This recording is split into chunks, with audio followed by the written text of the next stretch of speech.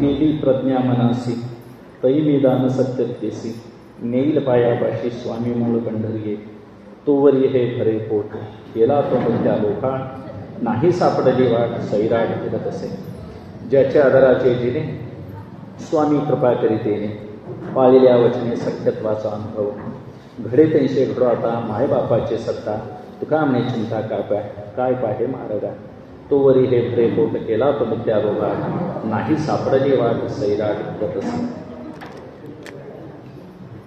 अभंग 1095 तुकोबारायांचे देवडीकर बाबांचे व्रत आहे.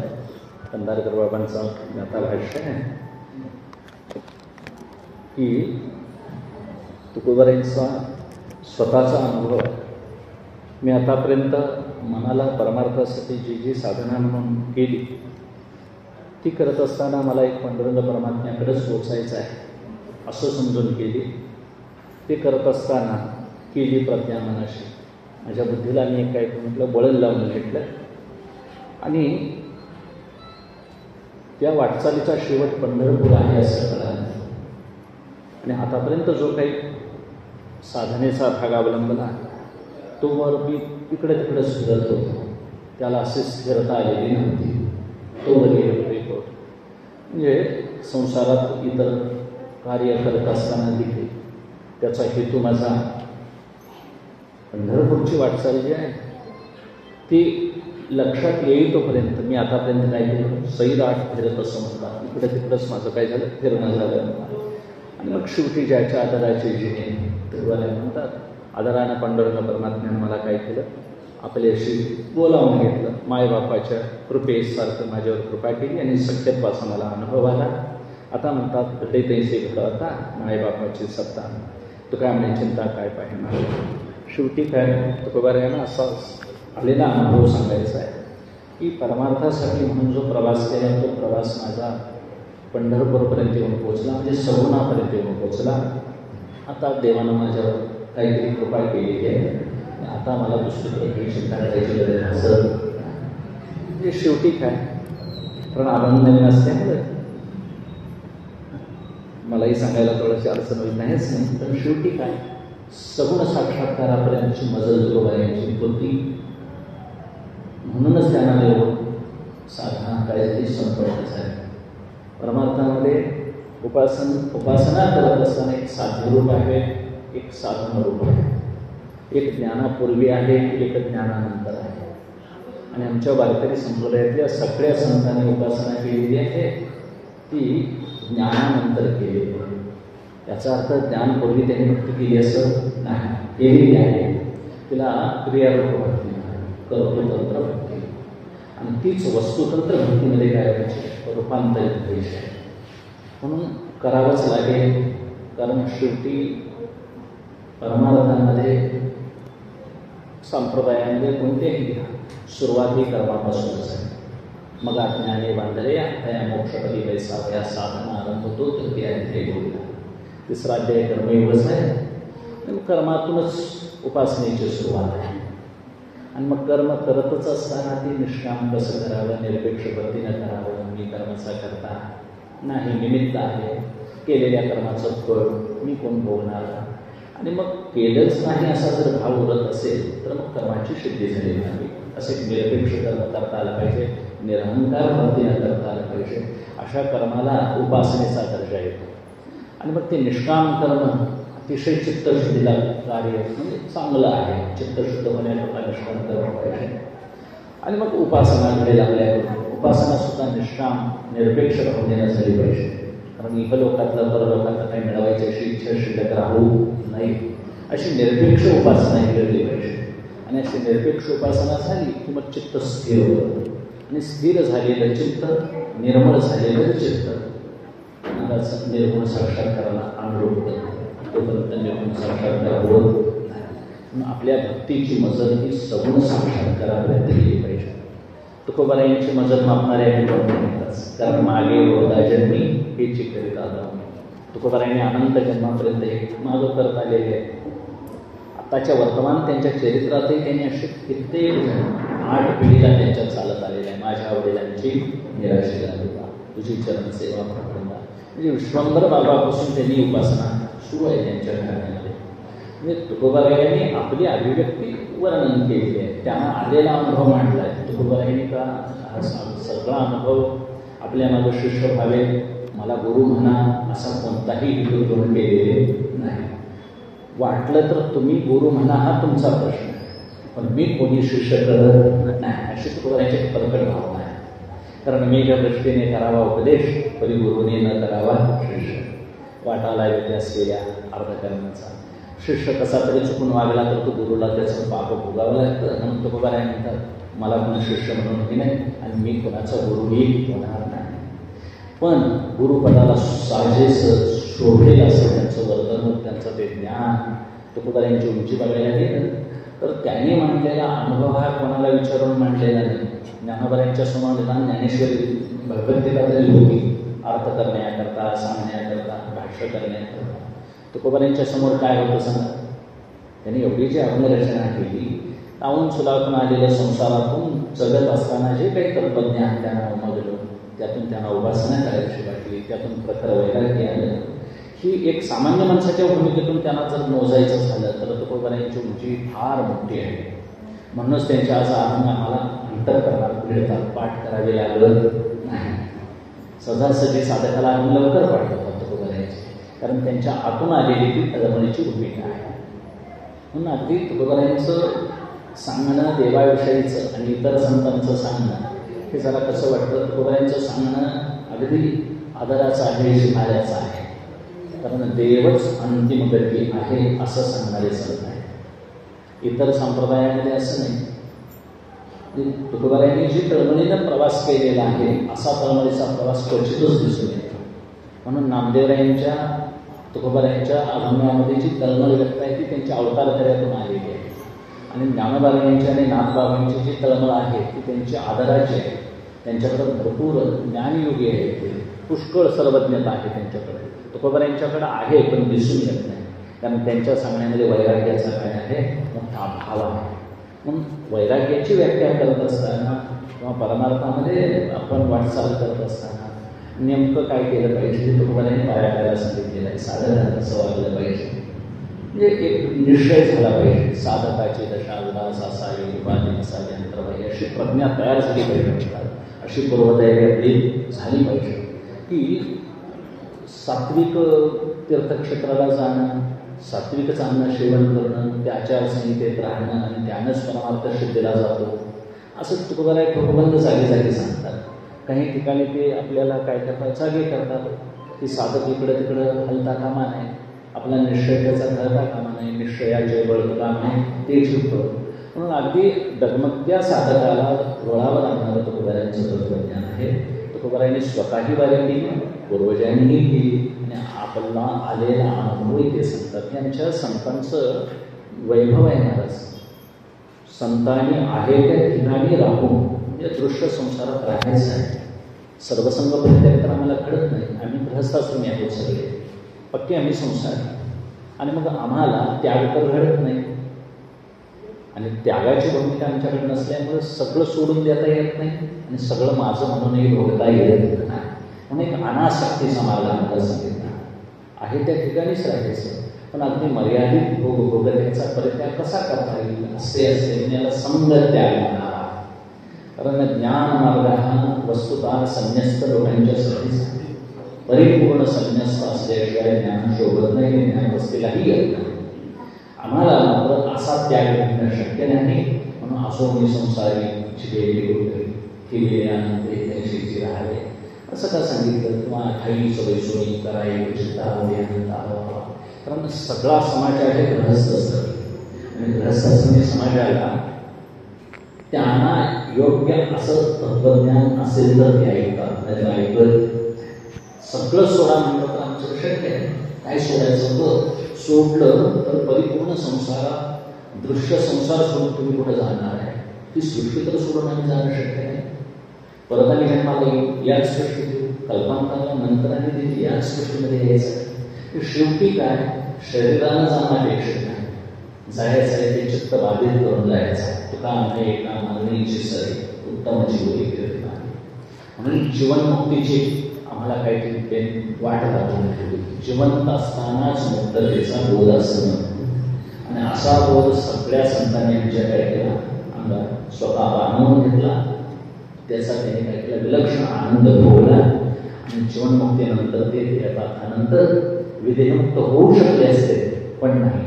आम्हाला पांडुरंगाची उपासना करायची आहे म्हणून थोडी वासना शिल्लक ठेवून घे नवी जन्म यासाठी देवा तुझी चरण सेवा साधावया, किंवा हीच झाली माझी असते जाताच, अशा पद्धतीची थोडीशी वासना शिल्लक ठेवून परत जन्माला आले. हे एक वैभव आहे संतांचं. म्हणजे ज्ञान मिळवणी गावा गोविंद राहा, ही भूमिका उच्च आहे. आम्हाला आम्ही करतो ही भक्ती ज्ञानाच्या पूर्वीची. तुम्हाला आम्हाला अजून ज्ञान झालेलं नाही, फक्त परोक्षत्वानं कळले, थोड्या अंशावर कळलं. कारण ज्ञान हे दोन पद्धतीचं आहे, परोक्ष ज्ञान आणि अपरोक्ष ज्ञान. एक शब्दज्ञानानं कळणं आणि वास्तव अनुभवानं कळणं. अनुभवाचं कळणं हे उंचीच आहे आणि परोक्ष ज्ञान आहे त्याच्यापेक्षा खाली भाग. परोक्ष ज्ञान आल्याशिवाय अपरोक्ष येणार नाही. या गोष्टी वाचल्याशिवाय तर कळणं शक्य नाही. वाचावे लागते, ऐकावे लागते, प्रथम श्रवण करावं लागेल. आणि हे चांगलं अनुभवी आचार्य यांच्याकडून श्रवण केलं म्हणजे मीच ब्रह्म आहे असं आपल्याला ज्ञान होईल. आणि हे जे होणारं ज्ञान असं काम म्हणावं लागतं, होत वगैरे काय नाही, फक्त अनुभूती येते. आणि अनुभूती आली की मग ठाई समोर आला अनुभव, साधं झाला अनुभव याला म्हणतात. म्हणजे अपरोक्ष ज्ञान ही गोष्ट ज्याची त्यालाच कळते, दुसऱ्याला सांगता येत नाही. परोक्ष ज्ञान तुम्हाला सांगता येतं की मला असं कळलं, एवढ्या अंशी कळलं. आणि याची खाती आहे ठराविक उंचीपर्यंतच बोलता येतं, ठराविक उंचीपर्यंतच परमार्थ सांगता येतो, ऐकता येतो. अनुभवाचा परमार्थ सांगता येत नाही, ऐकता येत नाही. कळतो त्याला सांगता येत नाही, जो सांगतोय त्याला कळत. तुम्ही आम्ही हे सांगू पुष्कळ, हे असं आहे तसं आहे. मला सांगा हे मी शब्दातून सांगतो याचा अर्थ हे मला ज्ञान झालंय असं नाही. हे थोड्या गोष्टी कळालेलं आहे आणि कळालेलं आहे ते तुमच्यासमोर व्यक्त करणं हे यांची परंपरा आहे, संप्रदाय आहे. अभ्यास करावा, अज्ञात आहे त्या गोष्टी ज्ञात करून द्याव्या, कळत नाही त्या गोष्टी दुसऱ्याला कळवून देणं ही आपली एक परंपरा आहे. त्याला संप्रदाय म्हणतात. त्या संप्रदायात ऐकत राहायचं आणि ऐकलेलं कुठेही वायाचा नाही. एक संस्कार आहे, या जन्मामध्ये कळवून घ्यायला पाहिजे. पांडुरंगाविषयी ऐकायला पाहिजे, भगवंताविषयी लीला ऐकायला पाहिजे, त्याची गुणवर्णन, त्याची कीर्ती सगळी ऐकायला पाहिजे. आणि हे सगळी लीला, गुण, स्वरूप हे सगळं ऐकत गेलं की एखादा जन्म असा आमचा येईल की चित्तशुद्धीद्वारा की त्या जन्मामध्ये लवकरच आमचं काम होऊन जाईल. म्हणून हे काहीच वाया जाणार नाही. इतर शास्त्रामध्ये, इतर उपासनेमध्ये योगाची उपासना केली तर पुढल्या जन्मामध्ये थोडंसं आम्ही तुम्हाला साधना करावी लागेल. मात्र वारकरी संप्रदायामध्ये असं नाही. यंदा या जन्मामध्ये जी झालेली उपासना आहे ती पुढल्या जन्मामध्ये तुमचा लगेच त्याची पुनरावृत्ती सुरू होते. आता तुम्ही आम्ही जे ऐकायला बसतो ती पूर्वजन्माची आमची तयारी आहे म्हणून. तयारी नसते तर आम्ही ऐकायला येत आलो नसतो, वेळ काढला नसता. आज आषाढी एकादशी आहे, मला बघा आहे देवशैनी एकादशी आहे, आज थोडंसं ऐकायला पाहिजे. सांगणारा कोण काय असेल पण आपल्या ऐकणं आपलं वारकऱ्याचं प्रीत आहे. आणि हे ऐकणं एक दिवस श्रवणाचे विषय वैसाळे कोणी साम्राज्य कोणी सुरू नाहीच ऐकलं तर संस्कार होणार नाही. आणि ऐकलेला संस्कार कधीही वाया जाणार. अंतःकरणात ज्ञानाची सूक्ष्म अवस्था असते त्याला संस्कार म्हणतात. आणि असे अनंत संस्कार म्हणून आपला स्वभाव बनतो. आणि त्या स्वभावाचं हे मूळ म्हणजे तुम्ही तुमचा स्वभाव जो बनलाय तो अनेक जन्माचा संस्कार, माझा स्वभाव असे प्रत्येकाचे स्वभाव बनलेले आहेत. आणि हा स्वभाव म्हणजे प्रतिगत मिळालेला आहे ईश्वरानं आम्हाला देणं आहे. आणि त्यामध्ये आम्ही सत्वगुण वाढवायचा, रजोगुण वाढवायचा, तर तमोगुण वाढवायचा. हे ज्याच्या त्याच्या साधनाच्या हातात आहे. म्हणून लावणी शोधिता लघुष शिवून सावलीने आम्हाला जर भूषण कीर्तन आवडत असेल तर आमचा सत्वगुण बदलेल राहायला हेच सांगायचं. रजोगुण वाढला असेल तर मोहप्रमाण काम करावं, इकडं तिकडं पळावं, पैसे मिळवावे, इच्छा वाढत राहते. वाढू नये असं नाही, पण ती अमर्यादा असू नये, तिला देखील मर्यादा असते. आणि तमोगुणामुळे आळस प्रमाणात डोळत पडावं असं वाटतं. ज्याचं त्याने आपली एक परीक्षा करावी आणि आपण यातून कोणत्या मार्गावर आपण आवड असतो तर आपलं कल्याण होईल. म्हणून आपल्या वारकरी संप्रदायाने, भागवत संप्रदायालाच ज्ञानोबायांच्या नंतर फार उदयाला मोठ्या प्रमाणात का आला तर ज्ञानोबायांनी सगळ्यांच्यासाठी व्यवस्था केली. गृहस्थाश्रमी माणसांना सुद्धा या चरणात आणण्यासारखं सोपं आहे. आणि मग ध्यान मार्गावर आहे, योगमार्ग त्यामुळे कनिष्ठ काळात वरिष्ठ आहे आणि तो येत नाही, प्रत्येकाला ही साधनं घडत नाही, म्हणून त्यांनी नामसाधना दिली. नामसाधनेनंच अंतःकरण स्थिर होईल, अंतःकरणही निष्पाप होत जाईल आणि एक दिवस तो नाम घेणारा त्या नामाची तद्रूप होऊन परब्रह्म स्वरूप होऊन जाईल. आता ही प्रक्रिया मोठी आहे, पण सुरुवात व्हायला पाहिजे म्हणून दही लावायचं आहे. तर मग नुसतं दूध आणि दही एकसाठी ठेवून भागे त्याच्यात काहीतरी मिसळ करायला पाहिजे. थोडंसं काय असेल म्हणजे ना संशयातून महाराज जणांचा पुढवायला पाहिजे. तसं आमचा अंतःकरण अजिबात संस्कार येत नाही. मग परमार्थाचे संस्कार व्हावेत म्हणून निदान वारकरी व्हावं लागेल, वारकरी संप्रदायाची आचारसंहिता सांभाळावी लागेल आणि ते सांभाळलेलं काहीच महाराज व्हायला जात नाही. सात्विकांना बुद्धिशुद्ध करतं, अन्नमय संयम, चांगलं सात्विक सकस झालेलं शाकाहारी जेवलेलं जेवण हे कधीही महाराज करू देणार नाही, हिंसा होऊ देणार नाही. आणि मग अशी आहारशुद्धी पाठोपाठ चित्तशुद्धी असं होत होत होत शेवटच्या जन्मापर्यंत प्रवास आहे. म्हणून हा वारकरी संप्रदायाचा प्रवास हा ज्ञानोत्तर भक्तीपर्यंत गेलेला आहे. आणि करता म्हणजे अज्ञानाला होते, आम्हाला करावं लागेल, भजन ऐकावं लागेल, हरिपाठ करावं लागेल, वाचावं लागेल, बरेच उपनिषदांना अभ्यास करावा लागेल. आणि हे केलेले संस्कार धृतराष्ट्र शेवटला सांगतो की धृतराष्ट्राला कुरुक्षेत्रावर घडलेला संवाद ऐकण्याकरता व्यास महर्षींनी व्यवस्था करून संजयाला बसवली. संजयाला ते तिथे दृष्टी दिलेली होती, धृतराष्ट्र आंधळे होते. आणि मग एवढा संजयानं घडलेला सगळा कुरुक्षेत्रातला वृत्तांत सांगून ऐकूनही तो शेवटी त्याचं मत काय होतं, माझ्या मुलांना जे मिळेल आपण विषय एवढीच इच्छा होती. एवढाही तो धृतराष्ट्र शेवटच्या क्षणाला वानप्रस्थाना निघून गेले. त्यावेळी कुंती माता गांधारी आहे, धृतराष्ट्र तिघेजण वनाला निघून गेले आणि कर्मधर्म संयोगाने ज्या वनात होते त्या वनाला आग लागली. जंगल पेटत असताना त्या गांधारीने पट्टी बांधते त्यावेळेला धृतराष्ट्र आंधळे आहे आणि कुंती माता डोळस आहे, उभे डोळे आहेत, पण आता न्यायाला बाहेर काढण्याच्या अंगात बळ पाहिजे. ती शेवटी धृतराष्ट्रांना म्हणते मी तुम्हाला बाहेर काढते, चला या वण्यात जळण्यापेक्षा बाहेर निघूया आपण. त्या दोघांना बाहेर नेण्याकरता ती ओढत असते. त्यावेळी धृतराष्ट्र म्हणतो आतापर्यंत पुष्कळ मी सोचलेला आहे, मला यातच आता आठवतच आहे तर्पण करायला ऐकी संधी मिळालेली आहे आणि मला जे संजयानं सांगितलेलं ते ज्ञान आहे ते मला आता आठवत आहे. असं कोणाची काय धृतराष्ट्र सांगायला लागले कुंतीला सांगतो की तैशी श्रेहरी वक्तीच्या अक्षरे. आणि मग संजय स्नेहाचे जी काही सांगितली तो अंधतो की अवसरे सुखिया झाला, तो धृतराष्ट्र वाया सुखचे पान करावया, जीवितांत दयामध्ये जिव्हावी. अंतःकाळाला ते ज्ञान धृतराष्ट्राला आठवलं, ऐकलेलं. ज्यांना आयुष्यभर दुर्योधनच विजयी व्हावा म्हणून इच्छा झाली त्या धृतराष्ट्राला देखील ज्ञानपराया सांगतात ते ज्ञान अंतःकाळाला आठवलं. त्या आज्ञेमध्ये ते ज्ञान तो ज्यावेळी त्याला त्याची स्मरण झालं त्यावेळी त्यानं तो योगमार्गी होता, गंधर्व होता पूर्वजन्मीचा, हजारो मुलींचं बळांगात होतं धृतराष्ट्राच्या. आणि शेवटी त्यांनी प्राणत्यापन करून योगद्वाराचं गमन केलं, पण मरते वेळे मात्र त्या ज्ञानाचा त्याला उपयोग झाला, मुक्त झाल्याचं ज्ञान करायचं. मला सांगायचं काय, संजयाकडून ऐकलेलं बरोबर ऐकलेलं आहे, मनप्रमुख असं ऐकलेलं नाही मनापासून, पण तरी देखील ते ज्ञान वाया गेलं नाही. म्हणून तो जीवितांत दयामध्ये झाला, त्याला अंतःकाळची वेळ सुद्धा सुखाची झाली. असं दुसऱ्याकडून ऐकलेलं तत्वज्ञान जरी झालं तर ते आपल्याला काय करतो परिणाम दाखवतं. तसं अमृताचा त्यांनी थोडाच येणार पण जीवाला आनंद करतो. तसं वारकरी संप्रदायाचं तत्वज्ञान आहे हे सगळ्यांना घेऊन चालणार आहे. यारे यारे आनंद या केवळ किनारे करावा विचार नले चिंता करणार इथं निर्भय हा मार्ग आहे. म्हणून चला पंढरीशी लवकर करायचं कारण पंढरी सुखरूप करणार आहे.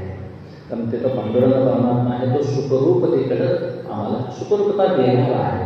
म्हणून सुखरूपायचा तुझ्या म्हणून सांगा माझ्या पंढरपुराचा रेखाटो. म्हणून आता मला चिंताच काय करायचं, ओरडं नाही तो करायचं म्हणतात. निश्चय केला, निश्चय भावा परमात्मा त्यांनी काय करायचं हे अगदी ठरायला पाहिजे. ठरलं तर मग इंद्रिय निग्रह मनोनिग्रह करता येईल. असते असते उपरती वैराग्य वाढत वाढत जाईल आणि हे केल्यानं काय होईल तर अंतःकरणाला आम्हाला जी गोष्ट फार फार कष्टानं साधते ती अनेक क्षपा वेगळा तरी जन्माच्या शेवटी तुकोबाई सांगतात 100 जन्माला घेणार का आम्हाला पण आम्हाला उद्धार होणं गरजेचं आहे आणि अंतःकरणाला शेवटी मुक्त व्हायचंच आहे आम्हाला हे बाकी विसरायचं नाही. आले हो संसारा तुम्ही एक करा मुक्ती मार्ग घालू स्वतः काळदंड मुंबयातना थोडा घाल्या गुणात दसगसीना नाकाच्या अभंगात म्हणतात तो करायला की आल्यानंतर इथं मानवी शरीर आहे फक्त याच शरीरामध्ये विवेक होतो आणि एवढा विचार करत नाही म्हणतात इतर योनीला फक्त गोड योनी म्हणतात आम्हाला कर्माचा विशेष आम्हाला स्वातंत्र्य दिलेलं आहे आणि विचार केलेला आहे बुद्धीमध्ये मग आम्हाला फार फार तर इथं असली संधी मिळालेली आहे आणि या संधीचं सोनं करायचं तर मग लौकिकाकडे आशा करून राहायचं आम्ही विश्वाकडे जास्त भाव घ्यायची तर परमात्म्याकडे घ्यायची हे ठरायला पाहिजे.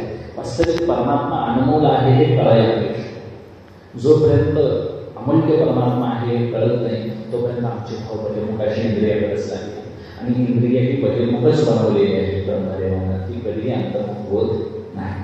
त्याला मागे वळवणारा पाहिजे परतोनी पाणी उभे झाले आपण या आनंदी मागे वळवणारा पाहिजे आणि अशी अंतर्मुख इंद्रिय ज्यांनी काय केली याने इंद्रियावर निग्रह ठेवला ज्याने अंतःकरणावर आपल्या सदैव ठेवली की मी माझं कधी अंतःकरण विसरत आहे कधी मन विसरत आहे याच्याकडे ज्याचा सदैव लक्ष आहे त्याचा परमार्थ अतिशय ज्ञानाचा सजग आहे सावध आहे असं समजायचं आणि असा सावध झालेलाच पुरुष तो बऱ्याने अपेक्षित आहे. सावध झालो हरीश आलो जागरणा हे करत असताना अंतःकरणावर मात्र सदैव लक्ष पाहिजे. माझ्याकडून बाबाच्या रंगवता येईल ना माझा अंतःकरण कुठं इकडं तिकडं विटाळी भावाला स्पर्श करता येईल आणि याचा एकदा सवय लावून घेतली की अंतःकरण फार फार काही त्रास करत नाही. मन प्रसन्न राहण्याकरता आपण ह्या सवयी लावून घेतल्या पाहिजे. काळ सारावा चिंतने एकांतवाशी प्रकाशनाने देवाच्या गोष्टी प्रदक्षिणा तुळशीच्या सामान्य गोष्टी वाटतात. तुळशी महात्मा बघा तुम्ही तुळशीच्या प्रदक्षिणेत किती फळ म्हटले चिंतनात काळ सारला काळ चिंतनात सारता येतो सारण्यासाठी महाराज आपण वेळ काढावी लागते वेळ निघते पण माणसं वेळ काढत नाही. तुम्हाला आम्हाला वेळ निघत नाही आणि काढत नाही महाराज 100 वेळ काढत नाही. ज्या गोष्टीला जेवढा वेळ द्यायला पाहिजे तेवढा वेळ आम्ही देत नाही. मोकळा वेळच तासभर भजन करायला गेलं की माणसं लवकर आठवा म्हणतात आणि भजन झाले की 2 तास बोलत असते पण भजन मात्र लवकर आठवा म्हणतात. म्हणजे आमचा अनुभव तसाच आहे. जागरणाचं जरी कसं ते 12-12:30 जास्त झालं म्हणजे 2:30 वाजेपर्यंत पडत असते पण नाही भजन मात्र तासभर वाढत राहत नाही. कारण भजनाची किंमतच कळली नाही. जे अभंग लिहिले त्या अभंगात आपला ते विचार मांडलेला आहे त्या विचाराशी आम्हाला काढून बघायचं आहे. म्हणजे नेमकं परमार्थ ही गोष्ट आपल्या व्यक्तिगत आहे. व्यक्तिगत परमार्थ साधना ही स्वतःसाठी आहे ही काही लोकांना सांगण्यासाठी अजिबात नाही. आणि लोकांनी सांगून आम्ही ऐकण्यापेक्षा स्वतःला कळणं ही आपल्या आपल्यावर कृपा आहे. अशी आपल्या आपल्यावर कृपा व्हावी याला अंतःकरण कृपा म्हणतात आणि अशा अंतःकरण कृपासाठी की ईश्वर कुठं दूर आहे. ईश्वर सर्वांकडे राम देखा देवी सूर्यप्रकाश सहस्रश्री देवाची कृपा व्हायला तयार आहे पण आम्ही आपल्याकडून बसायला तयार नाही. आम्ही ज्ञानेश्वरीतून बसायला तयारच नाही. आज ज्ञानोदराया सगुण रूपानं कशी घेतली ज्ञानेश्वरी आहेच की त्यांची ज्ञानोदराया पुढं बसले तर अशी भूमिका ठेवून जर ज्ञानेश्वरी उघडली तर ती खूप दूर आहे का सांगा. पण अशी आमची भावना होत नाही. कारण ती भावना या विज्ञानाच्या युगामध्ये काय झाले थोडा बहिर्मुख भाव झाल्यामुळे आमची वृत्ती काय होते त्या वैकारिक नजरेनं ती वृत्ती बोलकट झाली तिला पाहिजे तशी धार आलेली. आपण सदैव जागृत राहायला पाहिजे.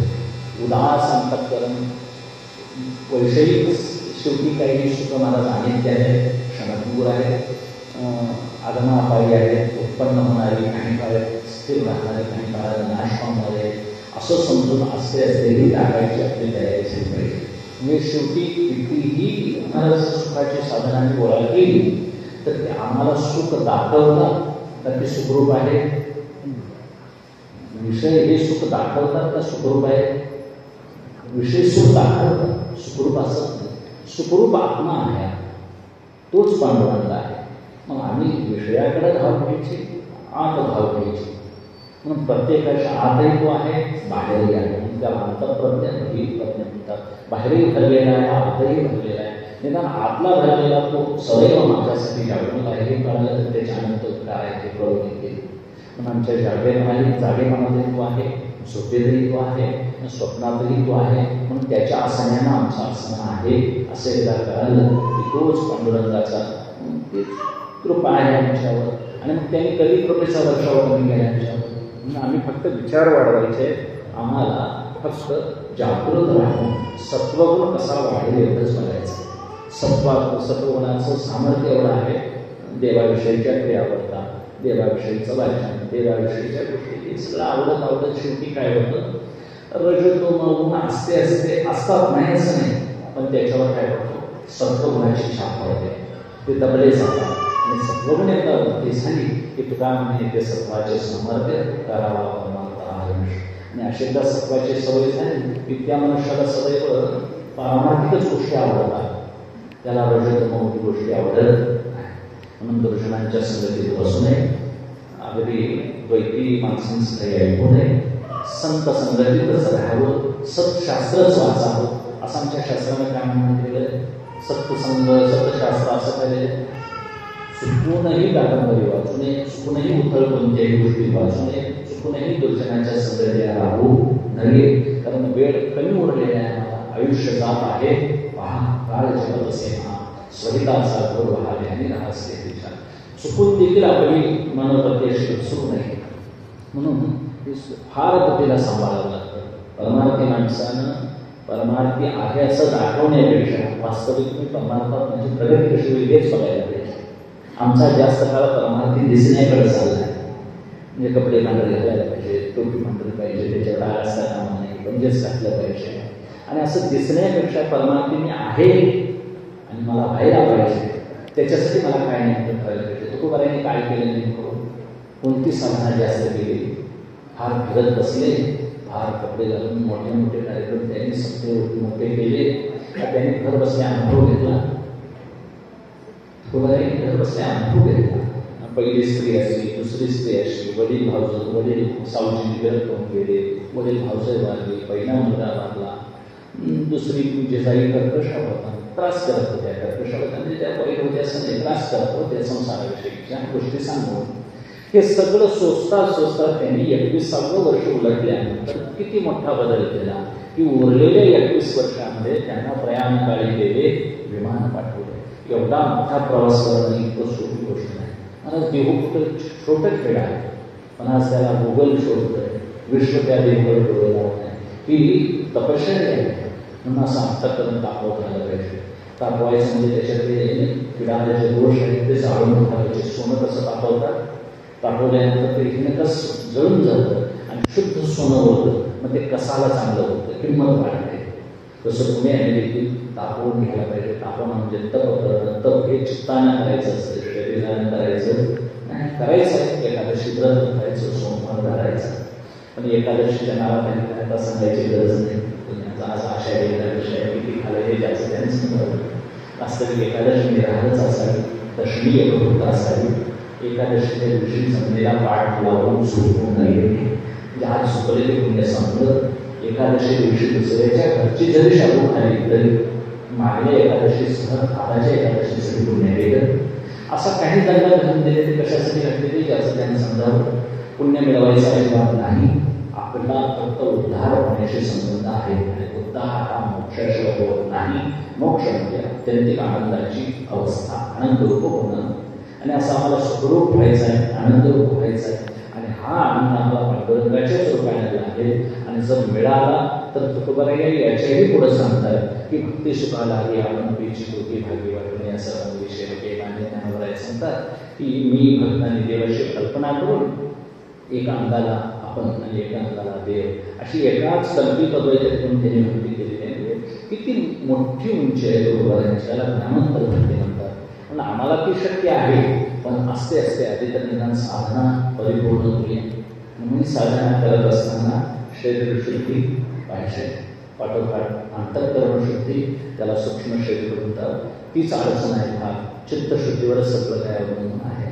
चित्तातले सगळे दोष एकदा गेले की मग ते चित्त चैतन्य रूप होतं, मनच रामरूप होतं. इथं दुसरं तिसरं कोण राहून करायचं नाही. जवबरी अर्पणा तो बोधू भेटे ना म्हणा तरुची या साधना हे भजन कुठपर्यंत करावं लागेल. तो बोध होत नाही तोपर्यंत, आणि बोध एकदा झाला की काही करायचं उरत नाही. आणि मग करावं कोणाला लागतं? ज्याला हे ज्ञान झालेलं नाही त्याला.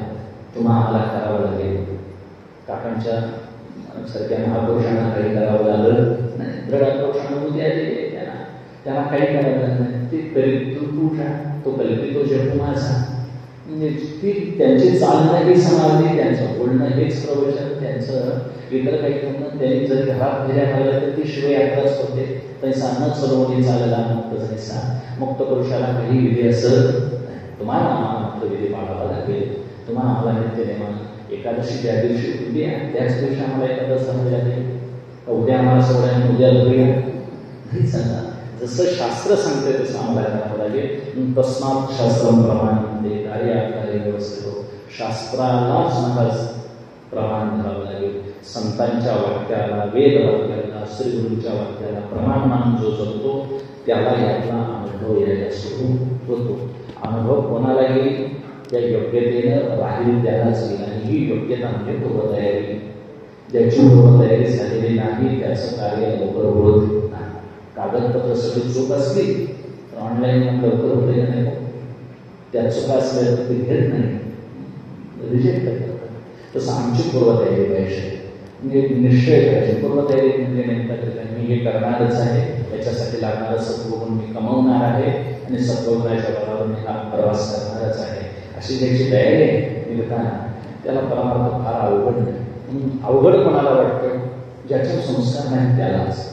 म्हणून ऐकावं लागेल, सदैव श्रवण करावं लागेल, गावावं लागेल. त्या पंथामध्ये स्वीकारणं तुम्हाला जमेल त्या पंथाचा पाठलाग आपण करायला पाहिजे. ज्ञान योग असो, ध्यान योग असो, नाम योग असो, कोणती उपासना असो, त्यामध्ये जसं सांगितलं तेवढ्या योग्यतेनं राहता आलं पाहिजे. म्हणून निश्चित पूर्वतयारी राहतात. म्हणजे आपले जेवण करायचं झालं तर पूर्वतयारी असते. भरती व्हायचं पूर्वतयारी. अगदी कीर्तनाला जायचं तर आपण निवडून म्हणतात त्याच्यावर चिंतन करावं लागतं. म्हणजे आम्हाला करावं लागतं, मुक्त पुरुषांना करावं लागत नाही. शहाण्या माणसाचा हा संप्रदायाचं काम म्हणतात. गुलाबराव महाराजही म्हणतात विदर्भाचे संत की ज्याची तयारी झालेली आहे त्याची अडचण नाही. आता जेवण कोणतं करायचं ही तयारी 7 वाजता सध्या ठेवायला पाहिजे का रात्री 11ला ही भाजी करून ती भाजी करून जर 11 वाजे नाहीच निवड झाली तर मग जेवणाला वेळ होईल. तसं आयुष्य आपल्याला कमी आहे. वय किती आलं आणि बसण्याची वेळ आली तरी देखील आम्हाला अजून आवड होत निर्माण होत नाही. याचा अर्थ आम्ही त्याचा अजून अंगीकार केलेला आणि केला असला तरी बाहेरच केलेला आहे. तो आत उतरू दिलेला नाही. मग अंतरंगात उतरावं. अंतरंगात उतरून तशा अनुभूतीपर्यंत अगदी गुरूंची कृपा ही काय करायचं? तो प्रांत आहे वेगळा. गुरूंची कृपा त्यांना शोधत जावं लागतं वगैरे असं अजिबात नाही. गुरुच तुमची तयारी झाल्यावर तुमची निवड करतात. तुमची सगळी योग्यता तयार झाली की मग तुम्हाला या म्हणतात की सापडेल वाटे जाता नसतो जाणार ठेवणार गुरुच मला शोधायला पाहिजे. आणि गुरु काय करते? फक्त त्याचं काम झालेलं आहे त्याच्यावर कृपा होते नव्हते, दुसरं काही नाही. म्हणून एक वस्तुतंत्र शरणांमध्ये त्याला म्हणतात आणि एक कर्तृतंत्र. आपण करून करून काय करायचं? चित्त शुद्ध होऊनच राहायचं. याच्या पलीकडे परमार्थामध्ये काही व्हायचा प्रांत आहे तो श्रीगुरूंच्याकडे आहे. त्यांच्याजवळ गेले किंवा ते तुमच्याजवळ आले तर असं निश्चित करते. त्यांनी काय फक्त तारीख निश्चित करायची, त्यांनी तुम्ही आहेस असं निश्चित करायचं. मला सांगा, मच्छिंद्रनाथांनी गोरक्षनाथांना तपासून बघत असताना स्त्री राज्यात नेलं, तिथं झोडीत सोन्याची वीट टाकली. तुम्ही कथा ऐकली असतात त्या सगळ्या की मच्छिंद्रनाथांना सोन्याची हाव होती म्हणून स्त्री राज्यात गेले होते. ते स्त्रियांची हाव होती म्हणून गेले ते कशासाठी? गोरक्षांची परीक्षा बघितली गेला आहे आणि ती परीक्षा अशी तपासली. अशीच उपनिषदात कथा आहे. यमानं नचिकेताला तपासला, उद्दालकाने श्वेतकेतूला तपासला. ह्या ज्या कथा आहेत या शिष्याला तपासण्यासाठी गुरूंचा भाव बिघडलेला यामध्ये अजिबात नाही. शिष्य कसा असावा? खाण्याची वडा खाण्याची इच्छा झाली ना मच्छिंद्रनाथांची. भिक्षक वडे दिले एका स्त्रीला.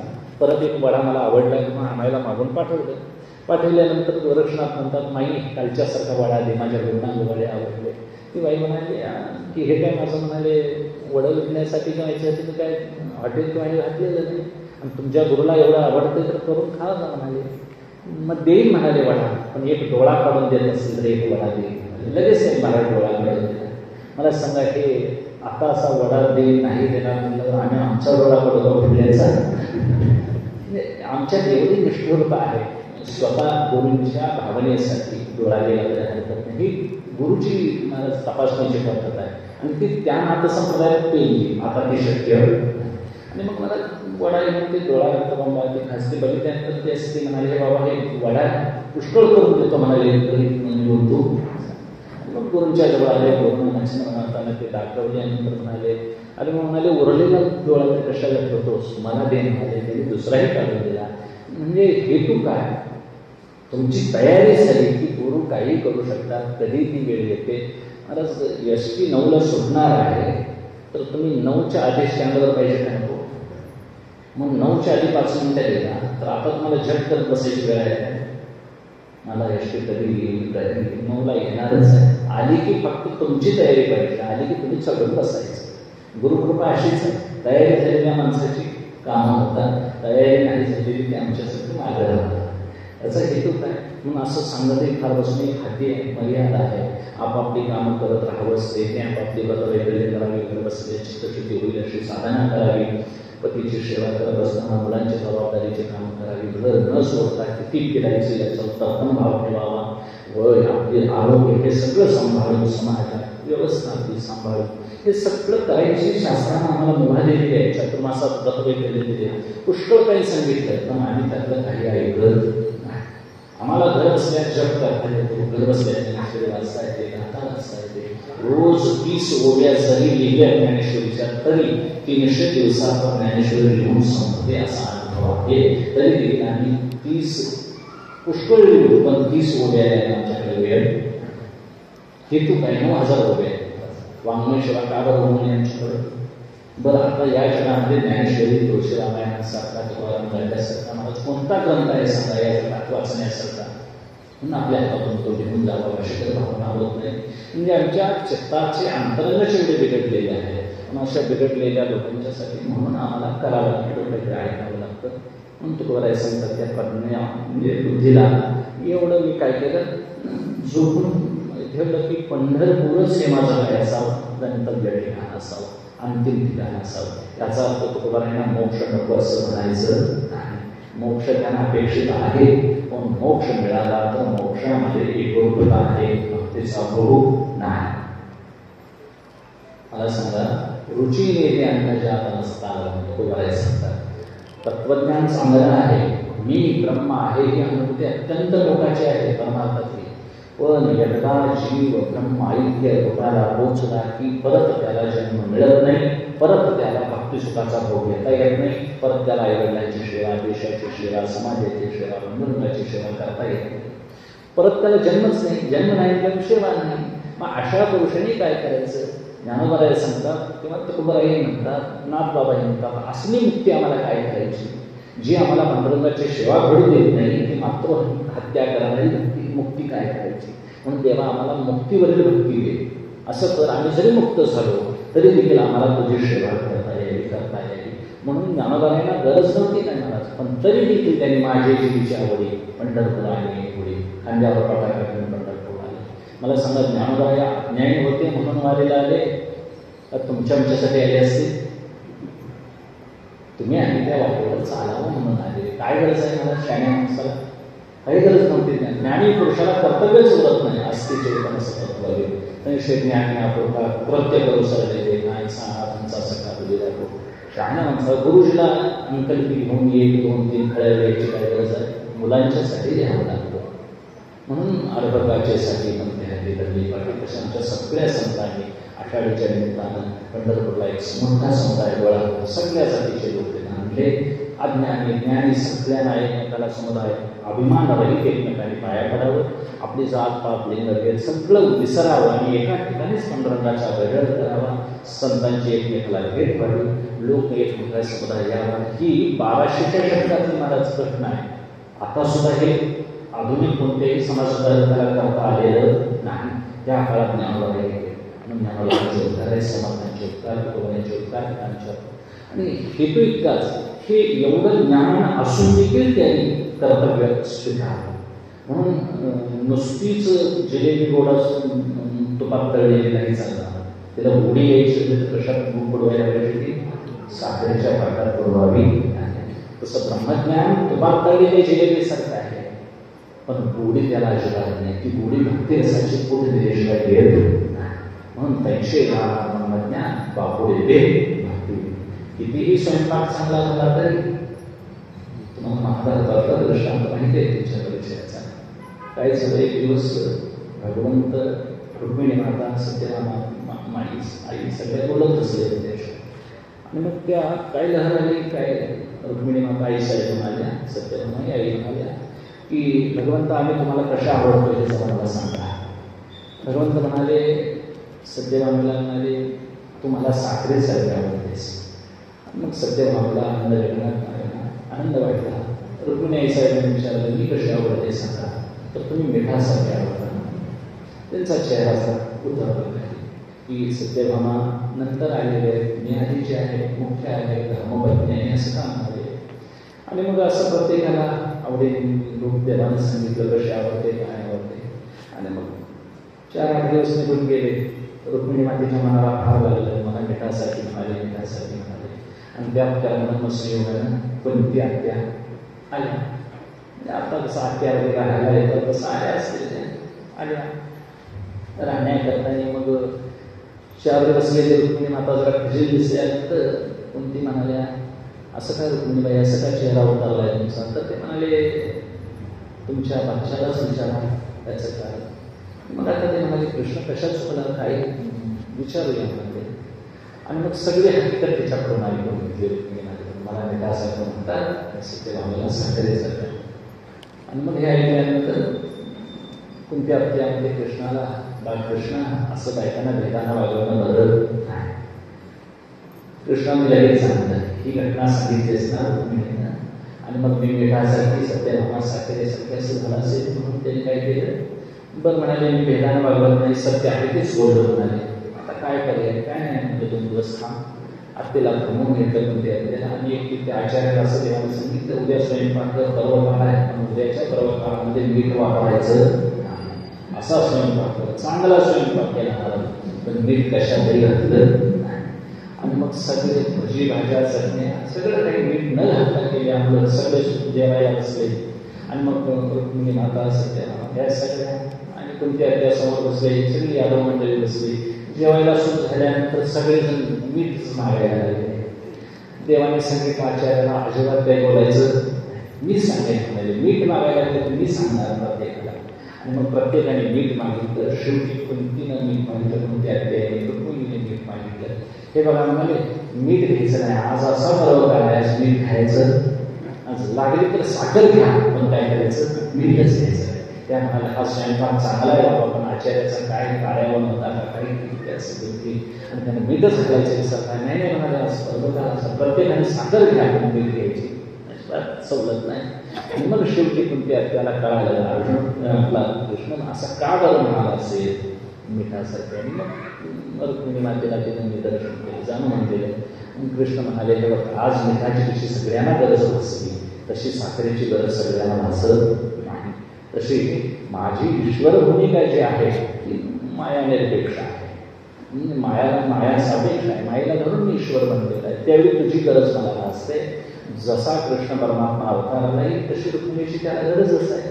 तसं तुझ्या विना माझा अजिबात चालत नाही. तसं मिठा वाचून स्वयंपाकाचं चालत नाही.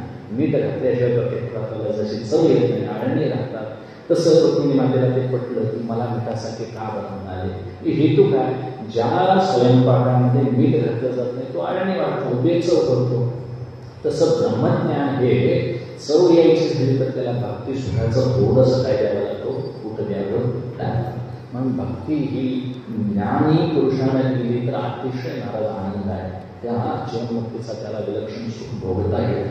आणि मग जे मुक्त होऊन गेले ज्ञानात हे भक्ती सुख नाही मिळत.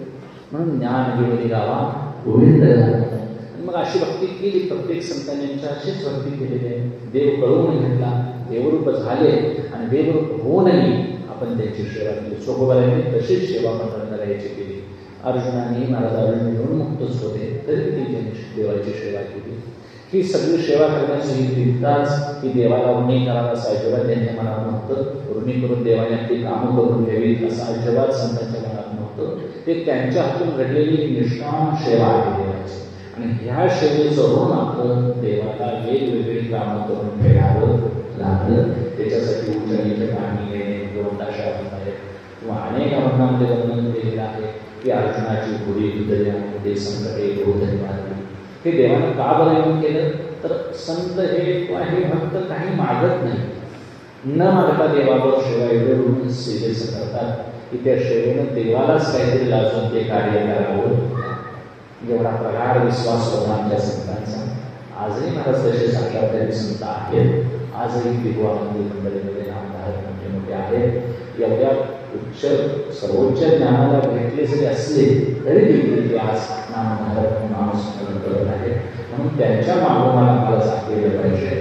परिसंता सवे वसता योगज्ञानी परिसंता योगचक्र वाचता. असं वैराग्य वाढावं. परमार्थातली साधना वैराग्य वाढीसाठीच आहे. इतर काही मिळवायचं यामध्ये मिळवायचा आहे तो आनंद रूपच व्हायचा आहे. मला दुसरं काही मिळवायचं म्हणजे इथं हेतू कोणता असावा, माझं वैराग्य वाढावं, विचार सद्विचार वाढावे आणि अंतिम भूमिका एक असं मला फक्त व्हायचं आहे. हे मात्र अजिबात प्रत्येक साधनाने विसरायचं नाही. म्हणून पंढरपूरची साधना ही निरपेक्ष आणि निष्काम आहे. तिथं काही नमस्कारावा लागत नाही, तिथं काही द्यावं लागत नाही. इतर देवी देवता आहेत नाही असं नाही, पण त्या रजोगुणी आहेत, राजस आहे. तिथं काहीतरी मोठं सोनं दान करावं लागतं, धन दान द्यावं लागतं. पंढरपुरात मात्र अहंकार घालवावा लागतो. तरच तो देव आपल्याला दर्शन होतो. अभिमान विरहित सेवा देवाला आवडत, अभिमानी लोकांची सेवा देवाला आवडत. आणि अहंकार जाण्याची साधना पण द्यायची आहे. अहंकार गेला तुका म्हणे देव झाला. तुका म्हणे जेव्हा गेला अहंकार तेव्हा पकड होते. म्हणजे जोपर्यंत ते द्वैत शिल्लक आहे, आम्हाला तुम्हाला जग सत्य वाटतं. मी कर्म करता आहे अशी भूमिका आहे, देव सत्य आहे अशी भूमिका आहे. आणि मी गेलो, मी भोगणार, मी याचा मालक आहे अशी जी आमची भूमिका आहे ती अतिशय अज्ञानानं खाली आणलेली. आम्ही देहाला धरून जीवन जगतो. असे संत देहाला धरून जीवन जगलेले. कोणतीही त्यांची कृती देहतादात्म्यात धरून झालेली.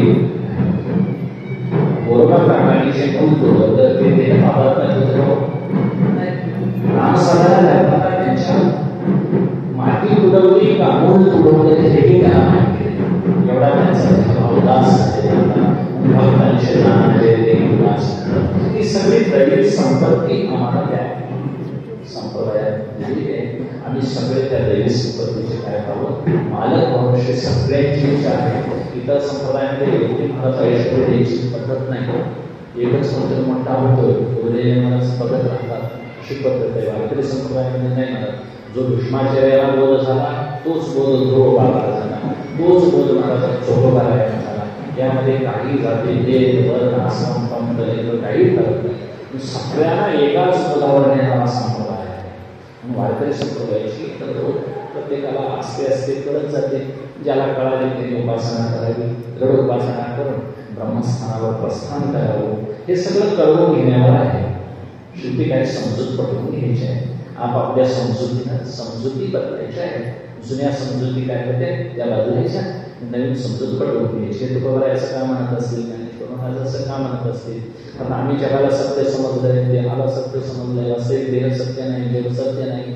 आणि शास्त्रांना असं कळवून घ्यायचं. कोण सांगतोय त्याच्याजवळ जाऊन बसून हे पटवून घ्यायचं. त्याच्यासाठी प्रक्रिया ग्रंथ शिकावी लागते.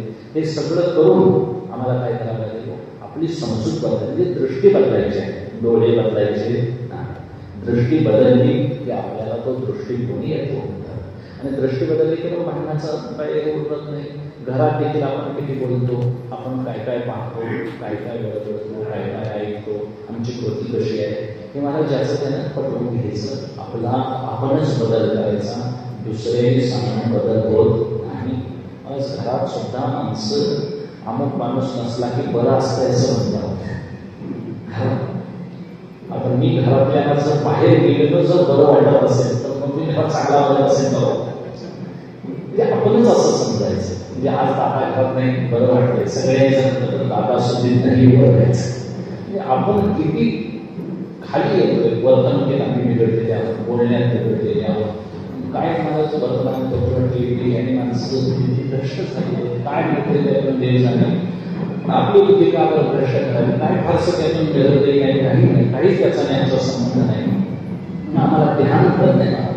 तुकोबाईंचा काळ होता तो शांततेचा होता, स्वास्थ्याचा होता, पवित्र्याचा होता. आता तुम्ही शांतता पावित्र्य उरलेलं आता ध्यान योग योग नाही.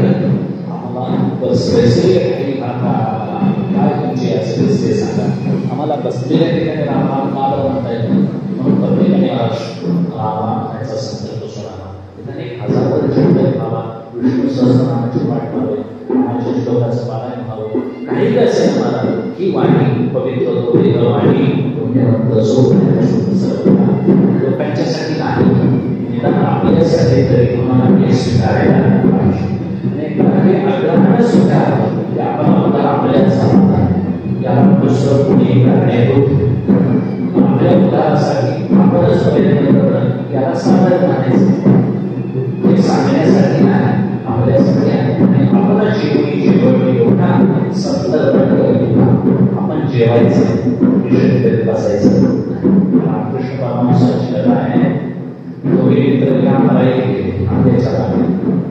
आणि मग एकट्या काय केलं, त्या आळ्याला विचारून आंबे कसे लावले, किती बाहेर किती विचारणा करत बसते, किती एकरा किती झाडे लावली, झाडाची जात कोणती, याला कशी मशागत केली, कशी लागवड, हे सगळे विचारत असतात. दुसरा होता तर त्यानं माळ्याला विचारलं, पाया पडला, बाबा मला 4 आंबे खायला दे, मी खातो आणि तो बसतो स्वस्त चाललेला. मला दुसरा होता त्याने पुष्कळ अभ्यास विचारला, त्याने माहिती लिहून घेतली, चांगली 4-5 पानं लिहून घेतली. तो पण त्याने 4 आंबे खाल्ले आणि बांध झोपला. मला सांगा खरं पोट कोणाचं भरलं, हिशेब करणाऱ्याचं पोट भरलं, आंबे खाणाऱ्याचं.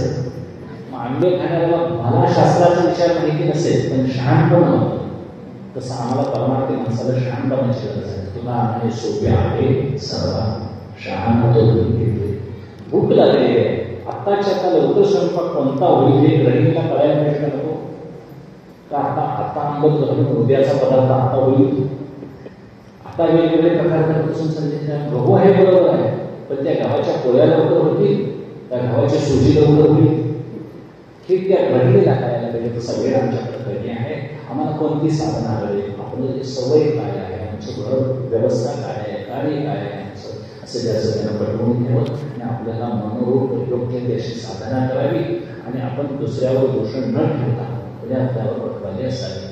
मी किती पावडर खाली आलो, किती माझ्या कार्य झालं, माझं असं का आज मन विचारित झालं. मला दुष्यंत राजा कन्नम ऋषींच्या आश्रमात गेला, त्यावेळी शकुंतलाही पाणी देण्याकरता बाहेर आली.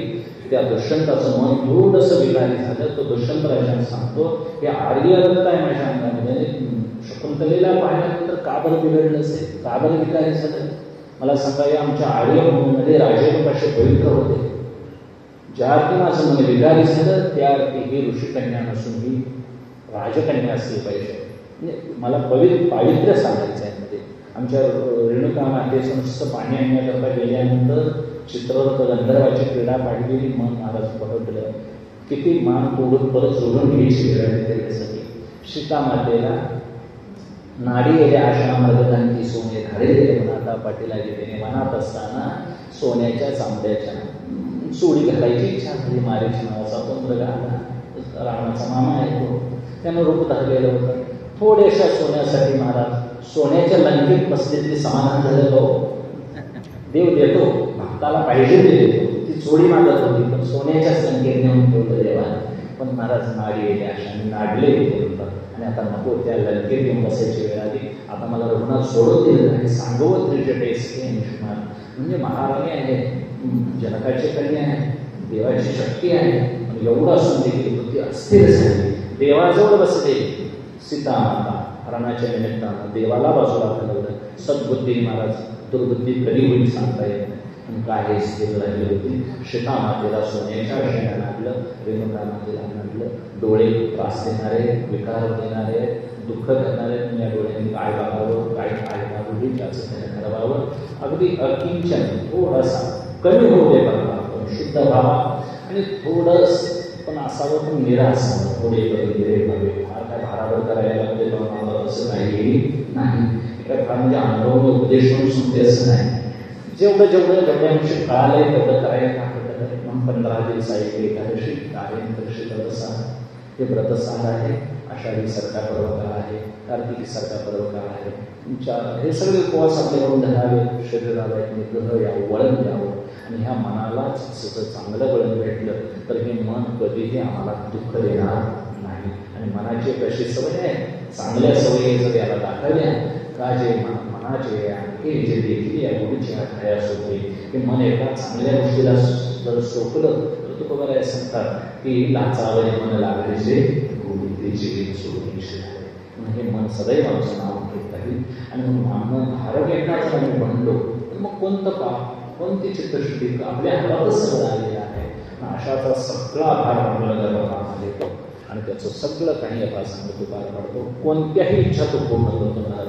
चोखोबाऱ्यांच्या पत्नीचं बाळंतपण देवाने केलं. अर्जुनासाठी स्वतः तो स्त्रीरूप देवाने धारण केलं. एवढ्या गौण गोष्टी देव करतो.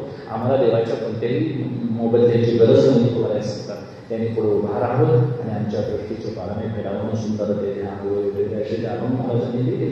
ते काही काव्य म्हणून दिलेले नाही, त्यांच्या आतून आलेली स्फूर्ती आहे. आणि अशा स्फूर्तीनं तुकोबारा या वाद घालतात ते देवाशी सांगतात, काही देतात ते देवाचंच देतात, जगाला सांगतात ते देवाचं सांगतात. कशाचं दुसऱ्याचं ते बोलत नाही. म्हणून तुकोबाराची गाथा पांडुरंगाला सोडून अजिबात कुठंही बाहेर मिळत नाही. फिरली तरी ते आमच्यासारखे कीर्तनकाराला शिवाय देतील नाही. एखाद्या डोंगरी सावधान बोलतील त्यात पुष्कळ वर्णन ऐकणार.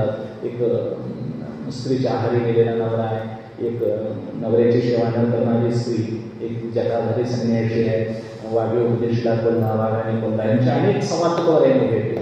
मला सांगायचं काय, गाथा सदैव पारायणात असावी. या निमित्तानं या आषाढीपासून त्या आषाढीपर्यंत एखादा संकल्प व्हावा आपल्याला, काहीतरी युगत जावं, काहीतरी वाचन झालं. असा एक संकल्प ठेवला तर मला केवढं आयुष्य आहे कोणाच्या हातात आहे आपल्या नाही आला. म्हणून भवितव्य हे ईश्वराशिवाय कोणालाही कळत नाही. एका ईश्वरालाच ते ठाऊक आहे.